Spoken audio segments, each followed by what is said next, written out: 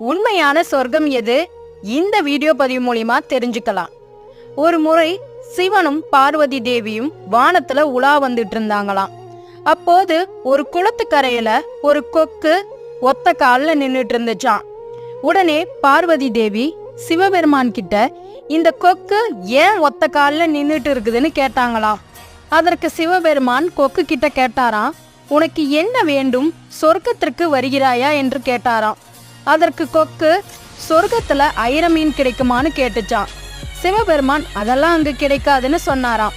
அதற்கு கொக்கு, அப்போ சொர்க்கத்தை நீங்களே வச்சுக்கோங்க, எனக்கு சொர்க்கமும் வேணாம் ஒன்னும் வேணாம், எங்க ஐர மீன் கிடைக்குதோ அதுவே எனக்கு சொர்க்கம்னு சொன்னிச்சான். இந்த கதையின் மூலியமா புரிஞ்சிக்க வேண்டியது, எங்க நமக்கு சந்தோஷமும் நிம்மதியும் கிடைக்குதோ அதுவே நமக்கு சொர்க்கம்.